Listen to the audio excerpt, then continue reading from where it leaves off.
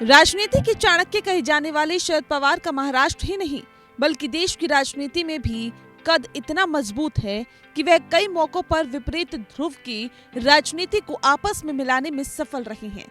कुछ दिन पहले जैसे ही उन्होंने एनसीपी प्रमुख पद से इस्तीफा देने का ऐलान किया तो उनके समर्थक मायूस होकर रोने लगे। पवार का कद इतना बड़ा है, इसका अंदाजा आप इसी बात से लगा सकते हैं कि एनसीपी ही नहीं बल्कि विपक्ष के नेता भी उनसे इस्तीफे पर फिर से विचार करने को कह रहे हैं। राजनीति में कई ऐसे मोड़ आए हैं जब पवार अपनी पावर पॉलिटिक्स के जरिए न केवल सियासी धारा को बदलने में सफल रहे बल्कि उसे अंजाम तक भी पहुंचाया। शरद पवार ने इंदिरा गांधी से बगावत की। कांग्रेस से अपनी राजनीति शुरू करने वाले पवार ने आपातकाल के दौरान पूर्व प्रधानमंत्री इंदिरा गांधी से भी बगावत करते हुए कांग्रेस छोड़ दी। 1978 में उन्होंने जनता पार्टी के साथ मिलकर महाराष्ट्र में सरकार बनाई और खुद सीएम बने।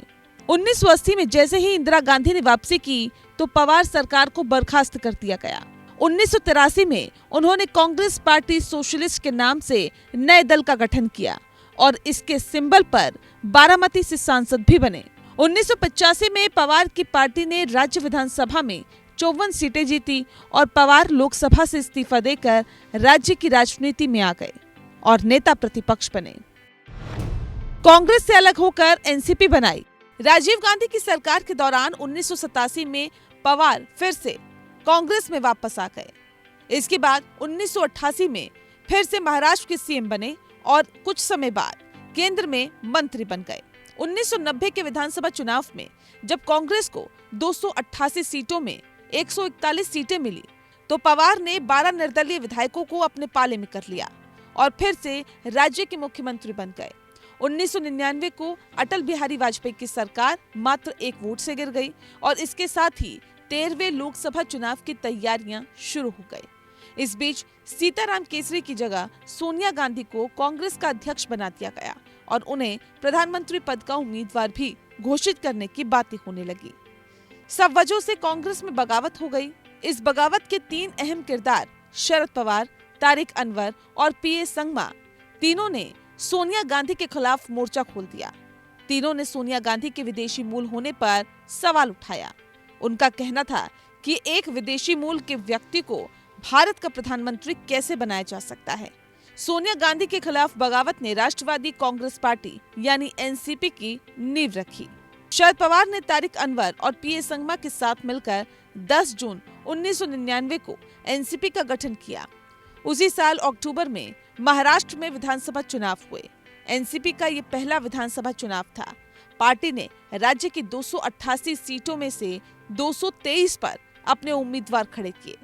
कांग्रेस जहां 75 सीटें जीतने में सफल रही तो एनसीपी के हिस्से में 58 सीटें आई। बाद में दोनों दलों ने मिलकर सरकार बनाई। अपने विचारों से इतर मिलाया उद्धव ठाकरे से हाथ। कोई सोच भी नहीं सकता था कि शिवसेना जैसी कट्टर हिंदुत्ववादी पार्टी कांग्रेस एनसीपी के साथ मिलकर सरकार बना सकती है और ऐसा 2019 में हुआ। महाराष्ट्र विधानसभा चुनाव के नतीजे के बाद बीजेपी शिवसेना गठबंधन टूट गया। इसके बाद बीजेपी ने रातों रात अजीत पवार के साथ मिलकर सरकार बना ली। लेकिन यहाँ पवार ने एनसीपी विधायकों को एकजुट करते हुए एक भी विधायक को अजीत पवार के पाले में नहीं जाने दिया और परिणाम ये हुआ कि सरकार महज कुछ घंटों में गिर गई। इसके बाद शरद पवार ने न केवल तत्कालीन शिवसेना प्रमुख उद्धव ठाकरे को मनाया बल्कि 2 विपरीत विचारधारा वाली पार्टी को एक पाले में लाकर महाविकास अघाड़ी का गठन कर उद्धव ठाकरे के नेतृत्व में सरकार बना दी। पवार को यहाँ 3 पार्टियों कांग्रेस, एनसीपी और शिवसेना को मिलकर बने महाविकास अघाड़ी का अध्यक्ष बनाया गया। इसके बाद जब अघाड़ी सरकार पर संकट आया तो पवार एक पिलर बनकर सरकार के बचाव में खड़े रहे। प्रधानमंत्री मोदी से नजदीकियों के अलग मायने। प्रधानमंत्री मोदी विपक्ष के कुछ गिने चुने नेताओं से ही करीबी माने जाते हैं, जिनमें पवार का नाम सबसे ऊपर है। जुलाई 2021 में जब पवार ने पीएम मोदी से मुलाकात की तो राजनीतिक अटकलों का बाजार गर्म हो गया। हालांकि इससे पहले 2019 में भी पवार इस तरह प्रधानमंत्री मोदी से मिले थे और तब भी कई तरह की अटकलें लगाई थी। खुद पीएम मोदी कई बार शरद पवार के खुले मंच से तारीफ कर चुके हैं। 2016 में पवार ने पीएम मोदी की तारीफ करते हुए कहा, मैं मोदी के काम करने के तरीके से हैरान हूँ। कल वह जापान में थे और सुबह वह गोवा गए। दोपहर में मोदी बेलगाम आए और अभी वीएसआई में हैं। मुझे नहीं पता वे रात में कहाँ जा रहे हैं। ये देश के लिए उनकी कुल प्रतिबद्धता को दर्शाता है। पवार की सियासत का लोहा उनकी पार्टी के नेता ही नहीं बल्कि विपक्ष के नेता भी मानते हैं। कुछ समय पहले जब अडानी और प्रधानमंत्री मोदी की डिग्री के मुद्दे को लेकर कांग्रेस और शिवसेना सरकार पर हमलावर थी, तो यहाँ पवार ने पूरे मुद्दे की हवा निकाल दी।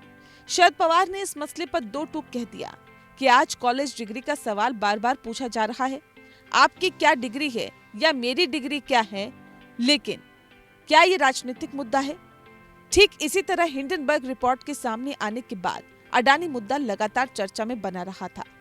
कांग्रेस नेता राहुल गांधी हर प्रेस कॉन्फ्रेंस में सवाल पूछ रहे थे कि अडानी के पास 20,000 करोड़ किसके? इस मामले में जेपीसी की जांच पर सभी की एक राय बनी, लेकिन शरद पवार फिर से अलग हो गए। उन्होंने कहा कि इससे कुछ खास फायदा नहीं होगा।